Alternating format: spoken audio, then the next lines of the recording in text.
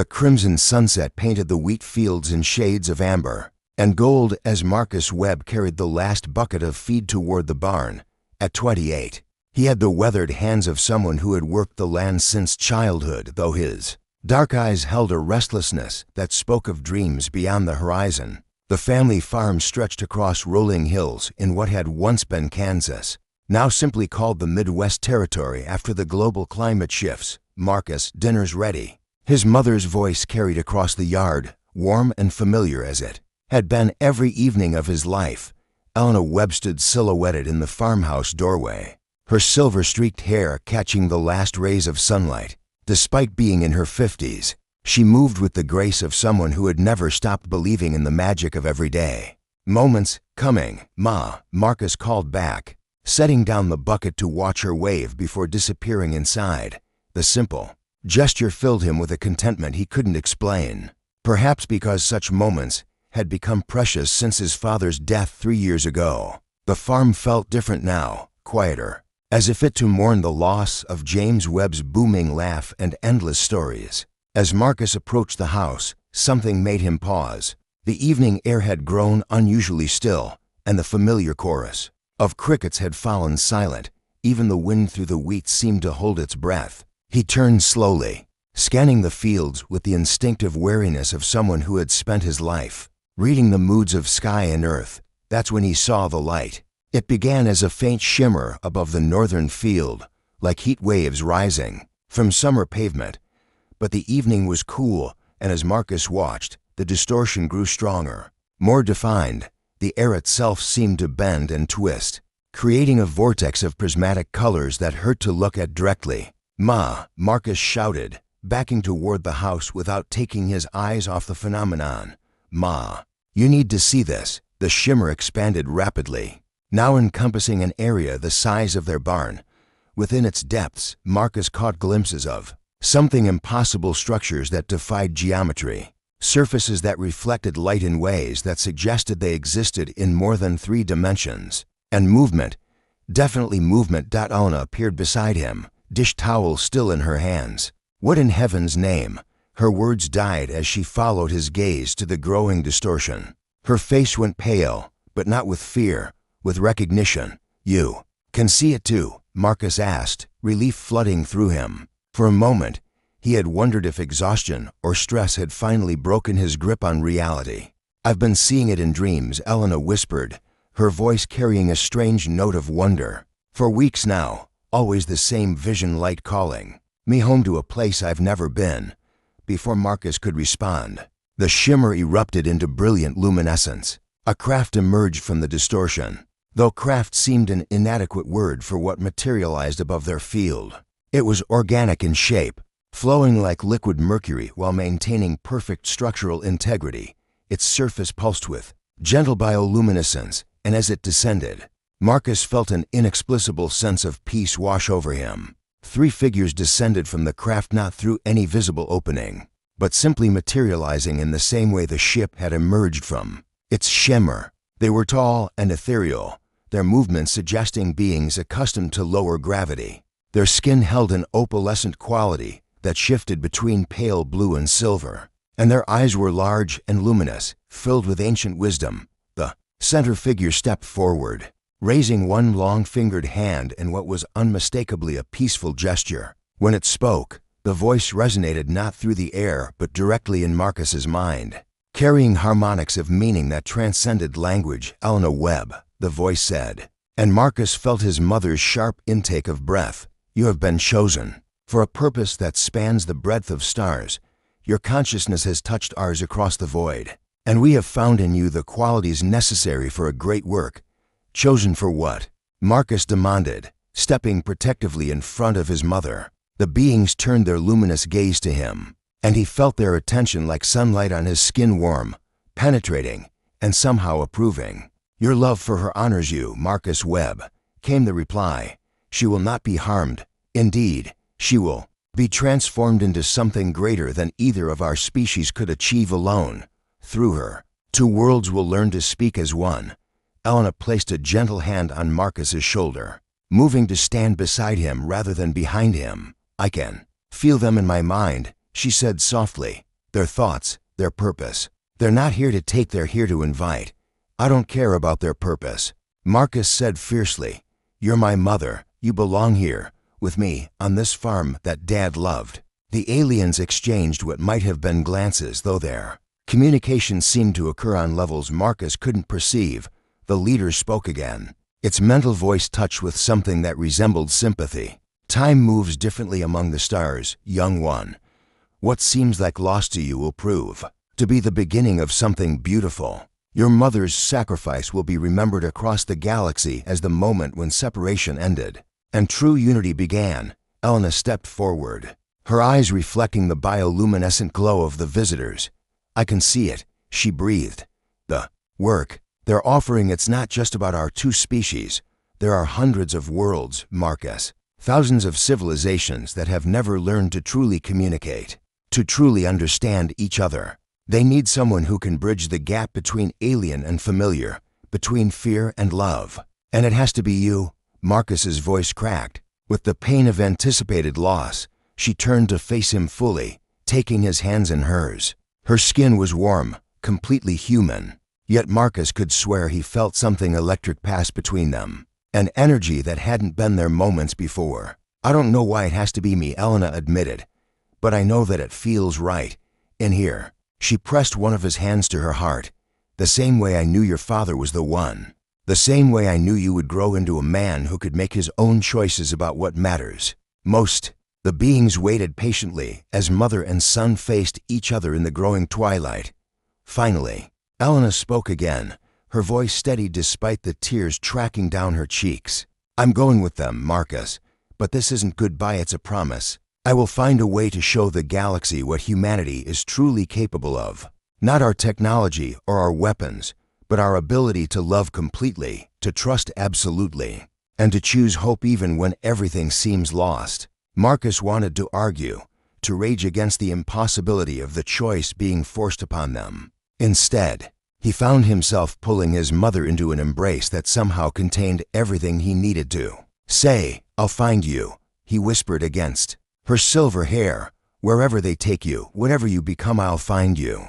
Elena pulled back to meet his eyes, and in them, Marcus saw a love vast enough to span galaxies. "I know you will," she said simply, "and when you do, I promise you'll understand why this had to happen." The alien leader approached them, extending what appeared to be a small crystalline device toward Marcus.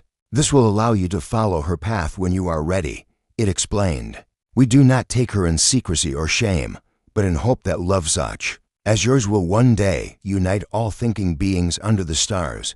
Marcus accepted the crystal, feeling its warm weight in his palm like a captured star. As his fingers closed around it, images flashed through his mind, vast space stations where dozens of species mingled freely, worlds where the barriers between different forms of life had dissolved into celebration rather than fear, and through it all, a familiar figure with silver-streaked hair serving as a bridge between the known and the wonderful. Elena embraced him one last time, then walked toward the waiting beings with the same grace she had shown throughout his life. As she approached them, her form began to shimmer with the same opalescent quality as their ship, and Marcus understood that the transformation had already begun. "Remember," came the leader's final message as they began to fade back into their prismatic light, "what your species calls love, we call the fundamental force that holds the universe together. Your mother will teach us to harness it. In return, we will show her wonders beyond imagination." The craft rose silently into the darkening sky, carrying with it the most important person in Marcus's world. But as he stood alone in the wheat field, clutching the alien crystal that pulsed, in rhythm with his heartbeat, Marcus felt something unexpected growing within his grief. Determination. The galaxy had taken his mother to serve as a bridge between worlds. Very well, he would show them what humanity was truly capable of, not through force or technology, but through the one thing that had defined every choice Elena Webb had ever made: unconditional love. And perhaps, in learning to love across the stars, he would discover that some bridges were meant to be traveled in both directions. The crystal grew warm in his hand as the first stars appeared overhead, and Marcus Webb began to plan a journey that would take him farther from home than any human had ever traveled, not to conquer or claim, but to prove that love was indeed the force that held the universe together. Part 2 would follow tomorrow, he decided, as soon as he could arrange to leave the farm in capable hands. After all, his mother had taught him that the most important journeys always began with a single step into the. 3 months after his mother's departure, Marcus Webb stood at the viewport of the orbital transport Meridian's Hope, watching the massive structure of Haven Station grow larger. Against the star-filled void, the neutral trading post sprawled across several interconnected modules, its lights twinkling like a terrestrial city suspended in space. Ships of dozens of different designs docked at its numerous ports, some sleek and metallic, others organic and flowing, a few that seemed to exist in states that defied conventional physics. The crystal his mother's visitors had given him had let him hear its warm pulse growing stronger as they approached the station. Marcus had sold everything: the farm, the equipment, even his father's vintage truck to book passage on the first merchant vessel, willing to take a human to the outer territories. The captain, a gruff centaurian named Crix, had warned him repeatedly that Haven Station was no place for naive humans. But Marcus's determination had proven unshakable. "First time in the deep?" asked a voice beside him. Marcus turned to see a fellow passenger, a woman with kind eyes and the bearing of someone accustomed to helping lost travelers. "The station can be overwhelming." "Something like that," Marcus replied, unconsciously touching the crystal in his pocket. "I'm looking for someone." The woman nodded knowingly. "Most people who come to Haven are." Word of advice: start with the translation hub. If anyone can point you in the right direction, it's the mediators there. As the transport completed its docking sequence, Marcus gathered his simple belongings and joined the flow of passengers disembarking into Haven's central concourse. The station's artificial gravity felt lighter than Earth normal, and the air carried the subtle tang of recycled atmosphere mixed with exotic scents. From 100 different worlds, the translation hub occupied a prime location near the station's center, its entrance marked by symbols that somehow conveyed meaning regardless of what language the observer spoke. Inside, Marcus found himself in a circular chamber with soaring ceilings that seemed to extend upward into infinity. Beings of various species moved through the space with purposeful grace, many wearing the distinctive blue sashes that marked them as certified translators and cultural mediators. "You appear distressed," came a melodic voice from behind him. Marcus turned and felt his breath catch. The speaker was clearly not human, but possessed a beauty that transcended species. Her skin held a subtle luminescence, shifting between pale gold and warm amber, and her eyes were large and expressive, colored like deep ocean water. She stood nearly as tall as Marcus, with elegant features and hair that moved as if underwater, defying the station's artificial gravity. Yes, I suppose I am," Marcus managed, suddenly aware of how out of place he must appear among the sophisticated travelers around them. "I'm looking for information about some people who were taken from my world. I was told the mediators here might be able to help." The being studied him with genuine interest, her head tilting in a gesture that was both alien and somehow familiar. "Taken or invited?" she asked gently. "The distinction is important in galactic law." "Invited, I think," Marcus admitted, "but not by choice exactly. They said she was chosen for some kind of work between species." Understanding dawned in her ocean-colored eyes. "Ah, you seek news of the bridge project. I am Naya of the Celestial Current. I serve as a cultural interpreter here. Perhaps I can assist you." She gestured toward a quieter alcove furnished with comfortable seating, designed to accommodate various body types. "Tell me of this person who was chosen." As they settled into seats that adjusted automatically to their physiology, Marcus found himself opening up to Naya in ways he hadn't expected. Something about her presence, calm, attentive, genuinely caring, made it easy to speak of his mother, their life on the farm, and the impossible choice Elena had made. "The Transcendent Collective has been seeking bridge builders for generations," Naya explained when he finished. "They believe that true understanding between species requires individuals capable of experiencing multiple forms of consciousness simultaneously. Is a great honor, but also a great sacrifice. Have you heard of anyone like my mother?" A human woman who joined them recently.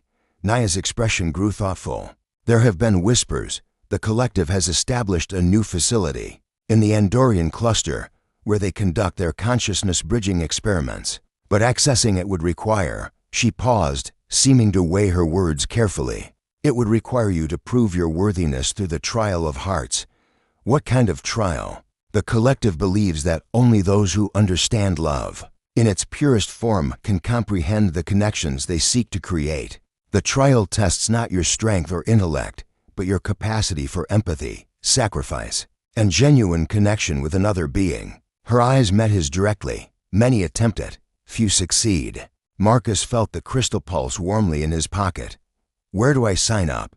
Naya's expression shifted to one of surprise, then concern. Marcus, may I call you Marcus? The trial is not undertaken lightly. It requires a partner, someone willing to share the experience with you. The risks are considerable.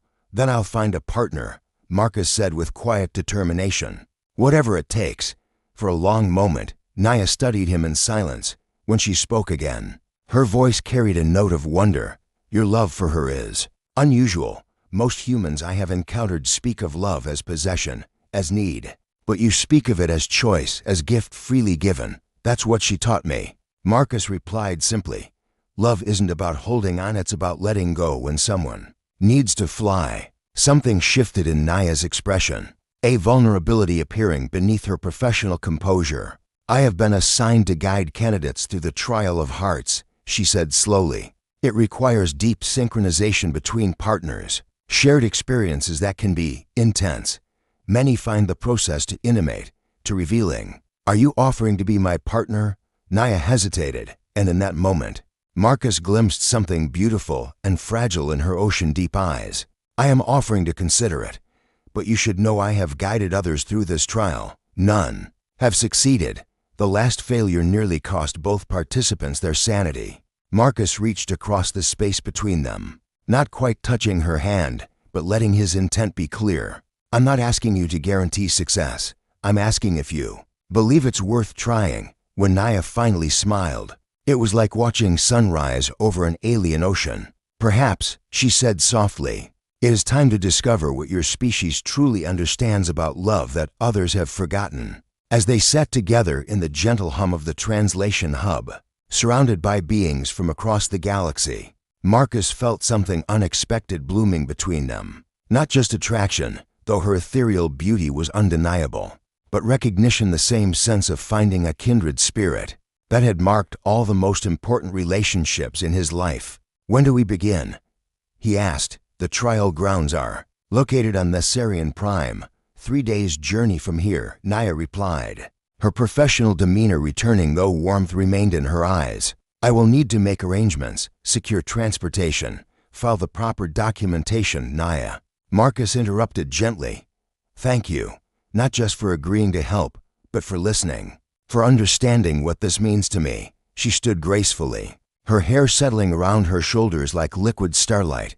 Perhaps, she said with another of those sunrise smiles, I am beginning to understand what it means to me as well. As Marcus watched her glide away to make their arrangements, he felt the crystal pulse once more in his pocket, but for the first time since his mother's departure. Its warmth was matched by something growing in his heart, the recognition that some journeys led not just to what was lost, but to what was waiting to be found.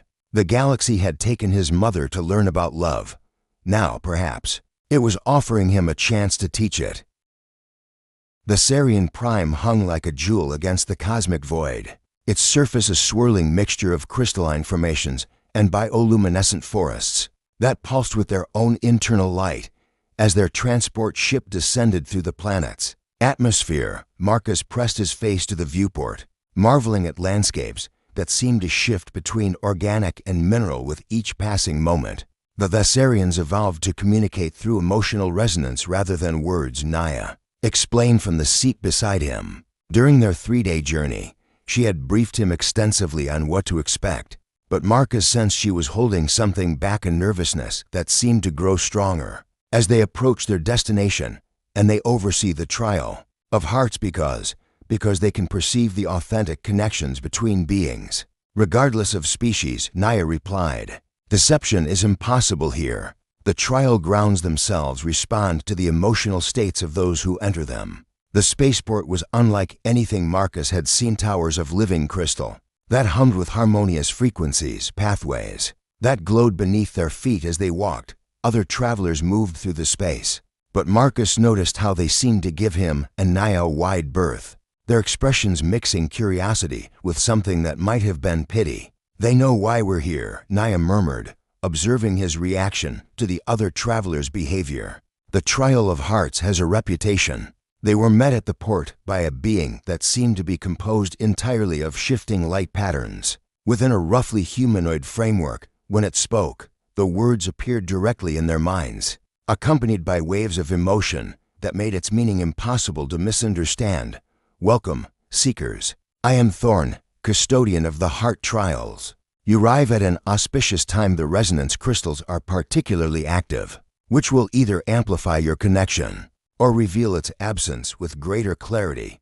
Marcus felt Naya tense beside him as they followed Thorn through corridors that seemed to reshape themselves as they passed. The walls displayed moving patterns that Marcus gradually realized were visual representations of emotions, joy spiraling in golden helixes, sadness flowing in silver streams, love blooming in prismatic flowers that opened and closed with each heartbeat. "Have many humans attempted this trial?" Marcus asked as they walked. "You are the third. The first attempted to manipulate the trial through deception and was rejected within moments. The second, Thorn's light patterns shifted to darker hues. The second loved to desperately, to possessively. The trial consumed her mind, trying to show her what true love meant. And what does true love mean?" Marcus asked, though he felt he was beginning to understand.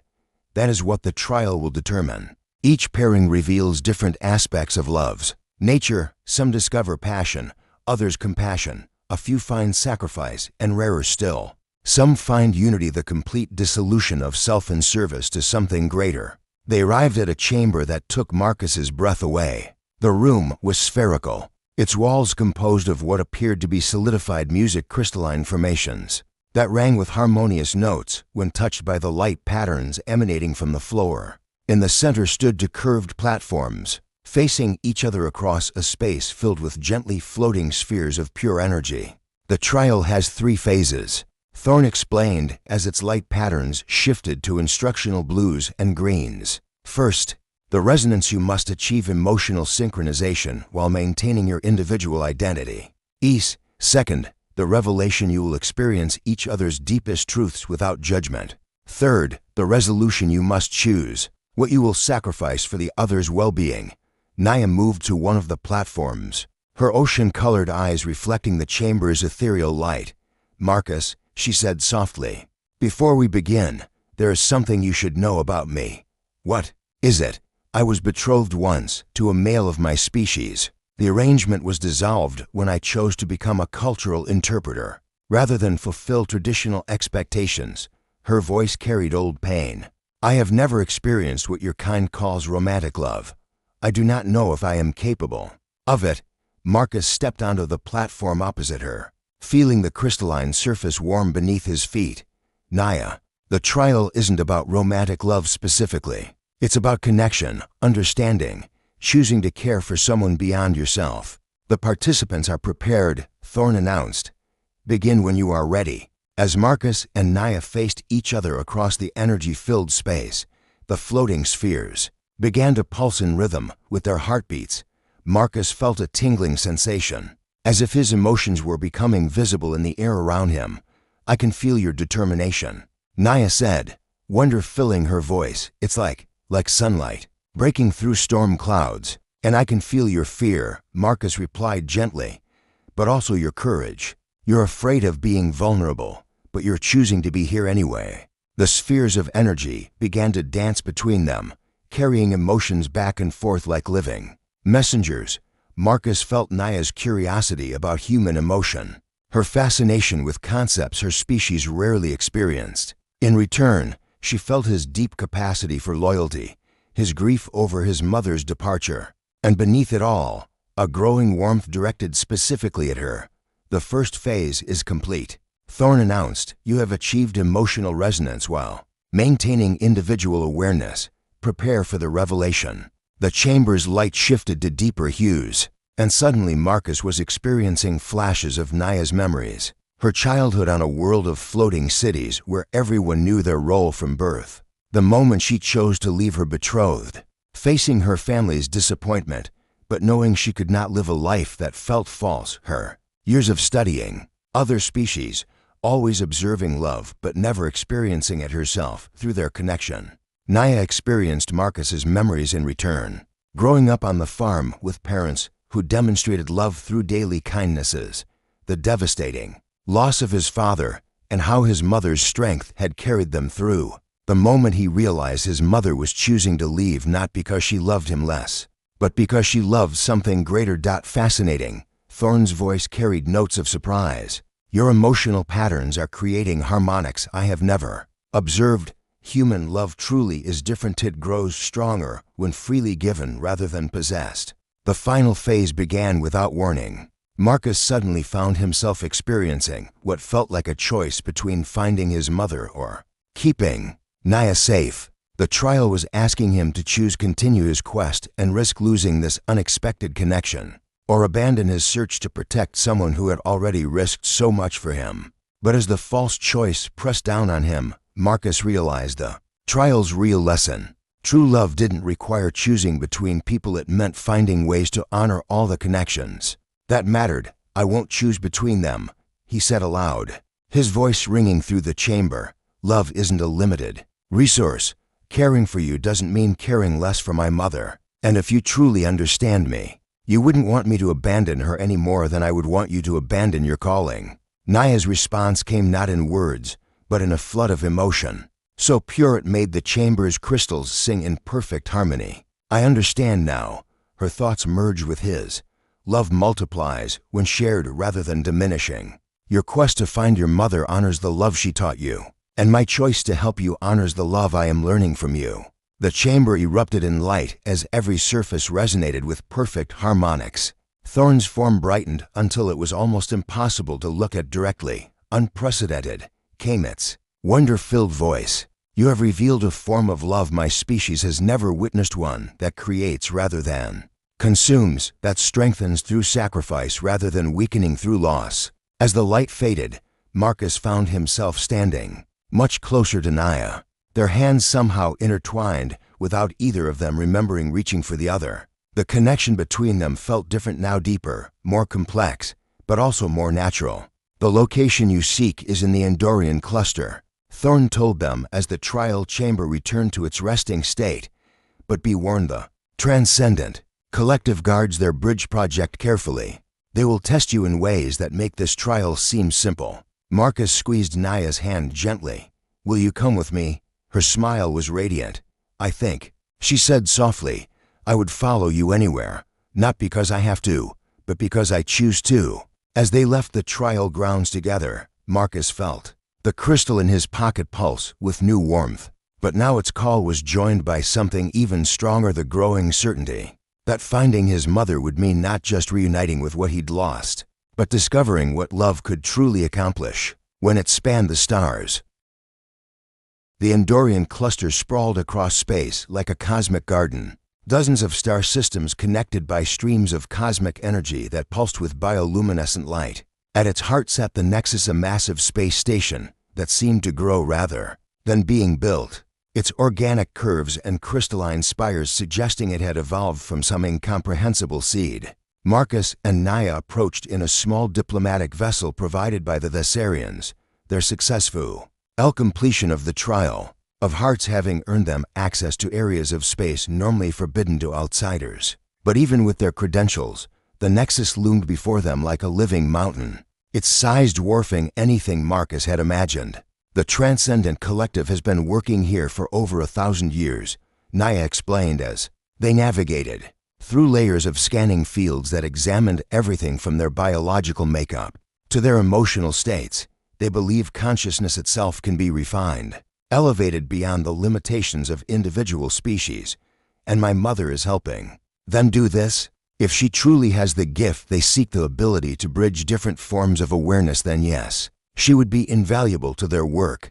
Naya's voice carried careful neutrality, but Marcus could feel her concern through the bond they'd developed during the trial. They were escorted through the nexus by beings that seemed to exist in a state somewhere between energy and matter, their forms shifting constantly as if they couldn't decide which physical laws to obey. The interior spaces defied conventional geometry, with corridors that folded in on themselves and chambers that appeared larger inside than outside. Finally, they arrived at what their escort identified as the communion hall, a vast spherical chamber where dozens of beings from different species sat in meditative poses. Around a central platform, above them, holographic displays showed the swirling patterns of interconnected consciousness, streams of thought and emotion flowing between minds like rivers of light.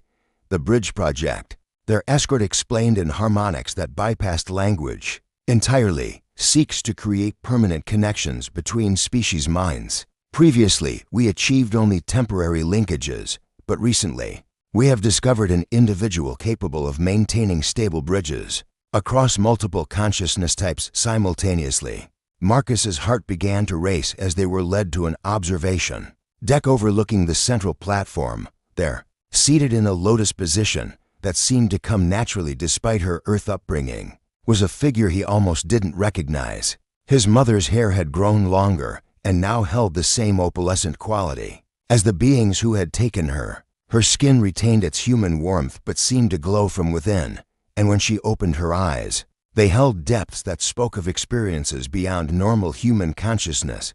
Round her, streams of energy connected her to a dozen other beings, their thoughts flowing through her like music through a conductor. "Elena," Marcus whispered, pressing against the transparent barrier that separated the observation deck from the communion space. At the sound of her name, his mother's eyes found his through the barrier.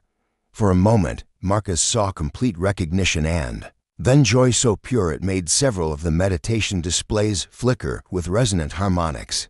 But she didn't break her concentration. Instead, Marcus felt her presence in his mind, warm and familiar, yet somehow expanded beyond anything he remembered. "My beautiful boy." Her mental voice carried harmonics that spoke of love refined by cosmic experience. "You found me. Ma, are you all right? Are they holding you here against your will?" "Oh, Marcus." Her mental laugh held notes of wonder. "I'm not being held, I'm being fulfilled. Do you see what we're creating here?" Through their connection, Marcus suddenly experienced a fraction of what his mother was perceiving. Consciousness flowed between species like rivers joining an ocean, each mind contributing its unique perspective while remaining distinct. A crystalline entity's precise mathematical thoughts blended with the fluid poetry of an aquatic species' emotions. The analytical processes of a hive mind species harmonized with the intuitive leaps of beings who thought in pure color and sound. "It's beautiful," Marcus admitted, "but Ma, this isn't your world. You belong with us, with people who know and love you as you are." "I am still who I was," Elena replied gently, "but I'm also more now, through me. All these beings can truly understand each other for the first time. Wars that have lasted millennia are ending, because species can finally communicate beyond mere words." Before Marcus could respond, a new presence entered the observation deck. The being was tall and graceful, with features that suggested it might once have been humanoid, but had been refined by the same process that was transforming his mother. When it spoke, its voice carried the weight of vast authority. "You are Elena's offspring," it said, and Marcus heard genuine warmth in the words. "I am Celeste, Prime Coordinator of the Bridge Project. Your mother speaks of you often. I want to see her," Marcus said without preamble. "To speak with her directly, that can be arranged," Celeste replied. "But first, you should understand what you are asking. Elena exists now in a state of expanded consciousness.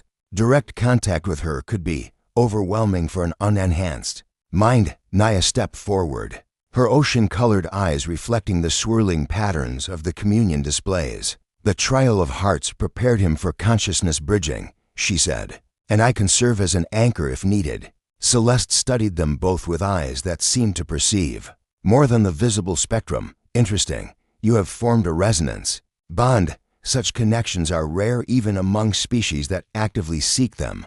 It paused, as if consulting with unseen advisors. "Very well.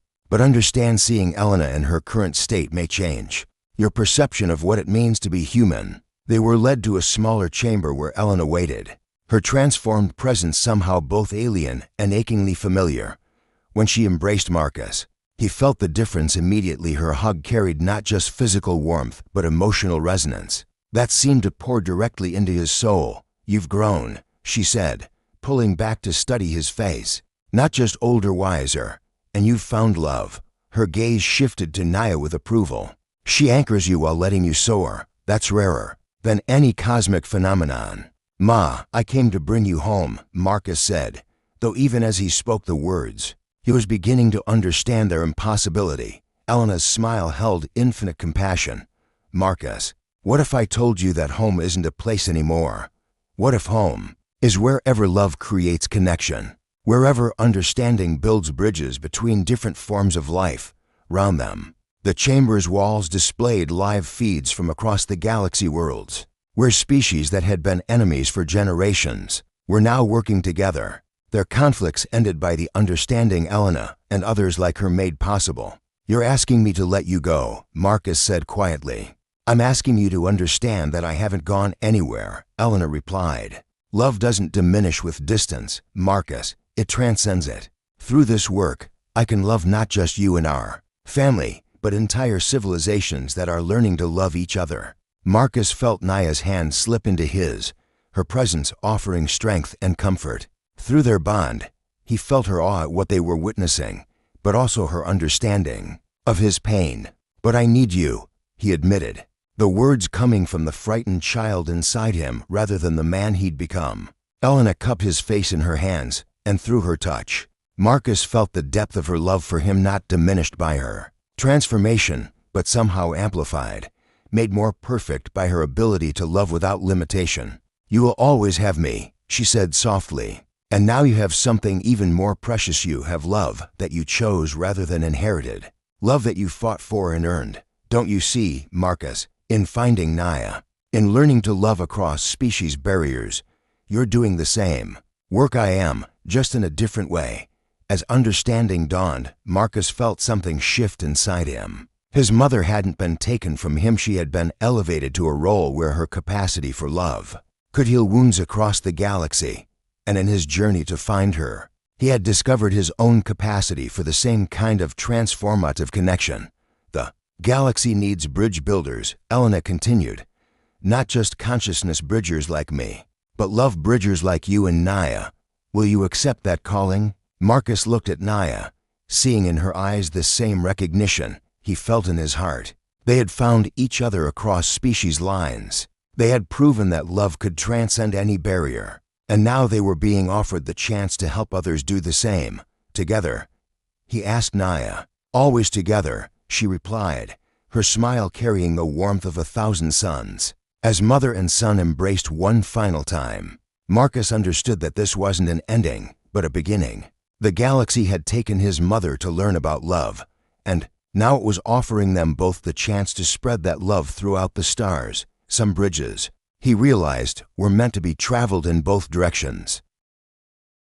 2 years after their reunion at the Nexus, Marcus and Naya stood on the observation deck of their ship, the Harmony's Edge, watching as delegations from 18 different species converged on the neutral meeting grounds they had helped establish. What had begun as a simple diplomatic mission had evolved into something unprecedented, a network of worlds connected not by trade agreements or military alliances, but by the simple recognition that love was indeed a universal force. The space station they had created together floated like a jewel against the stars, its architecture blending elements from dozens of different civilizations.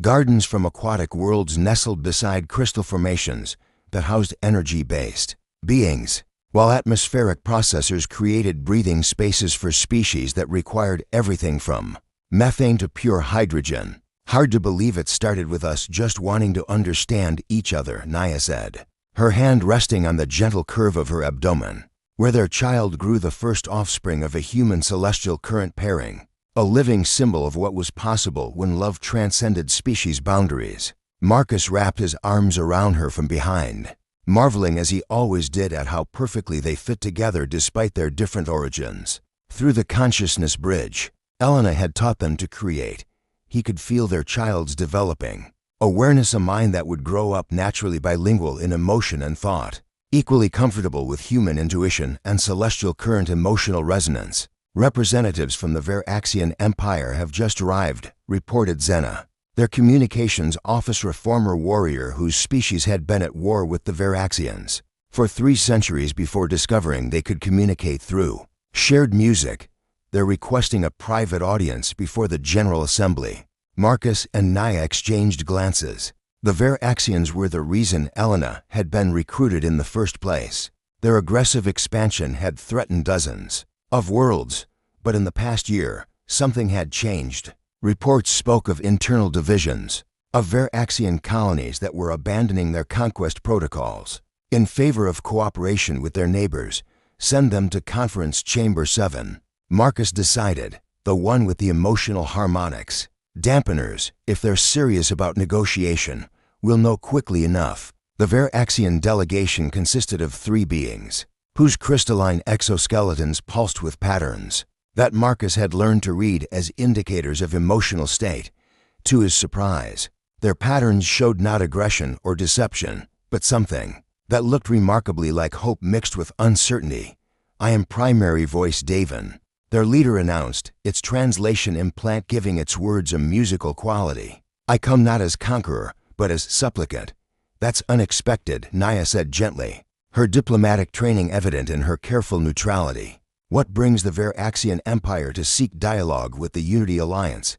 Davin's crystalline patterns shifted to what Marcus now recognized as embarrassment.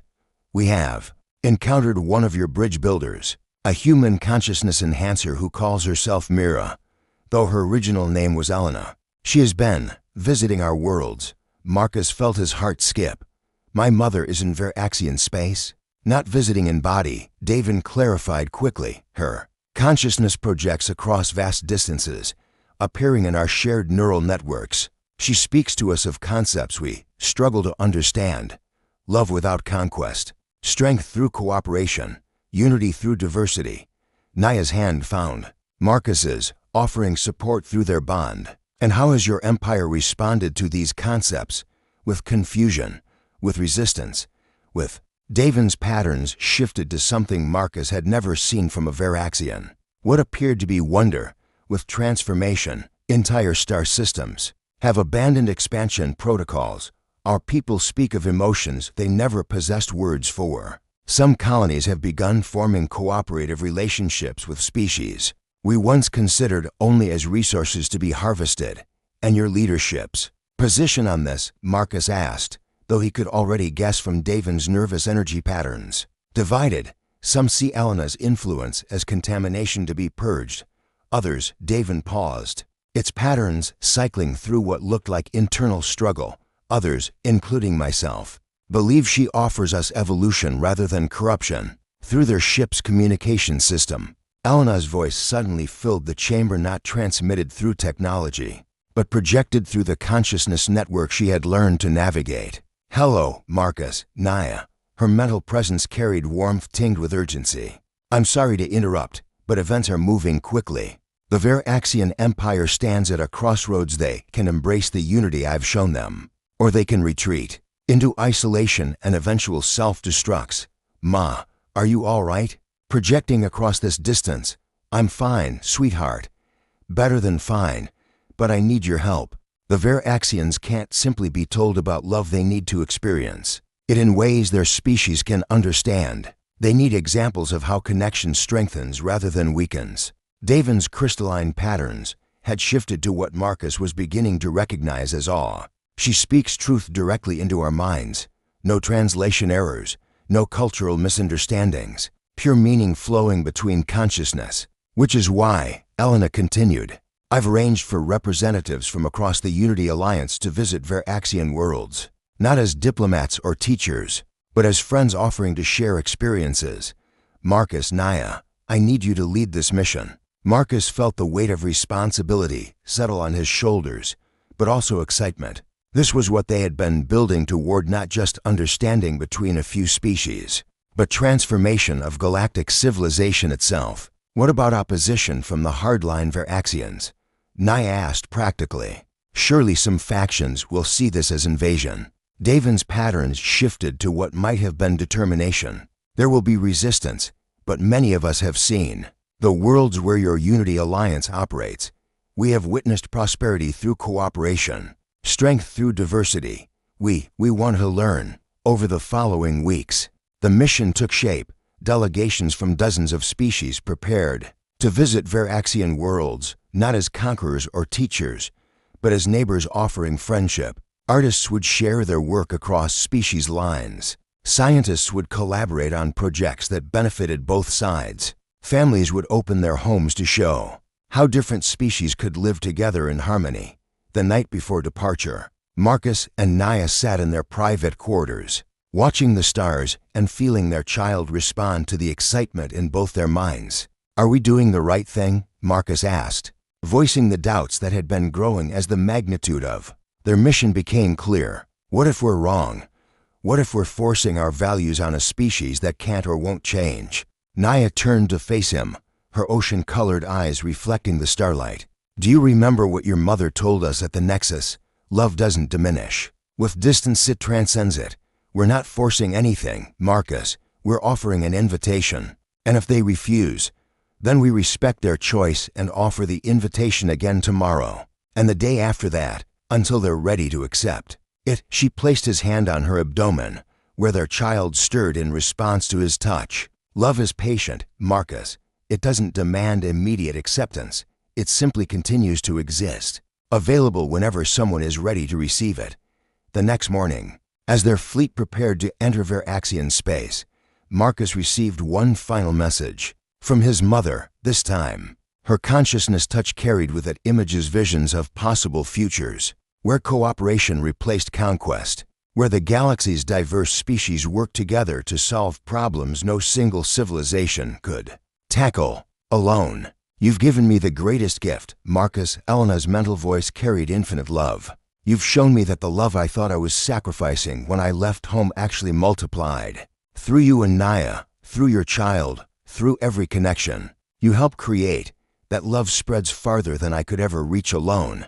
"I love you too, Ma," Marcus replied, "and I promise we'll build something beautiful." As the Harmony's Edge and its escort fleet crossed into Veraxian space, Marcus felt the alien crystal in his pocket, the one that had started this entire journey, pulse one final time. Before growing still, its purpose was complete.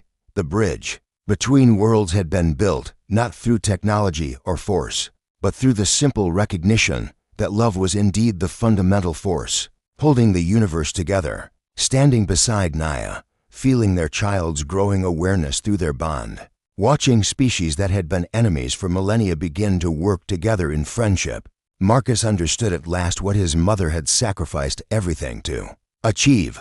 The galaxy had taken Elena Webb to learn about love. In return, love had taken the galaxy and made it something more beautiful than anyone had dared to imagine. And this, Marcus realized as he watched the first Veraxian ships approach with patterns of welcome rather than aggression, was only the beginning. The end. The Unity Alliance grew to encompass hundreds of worlds, its influence spreading not through conquest but through the simple power of example. Marcus and Naya's child, born with the natural ability to bridge different forms of consciousness, became the first of a new generation that would grow up seeing diversity as strength rather than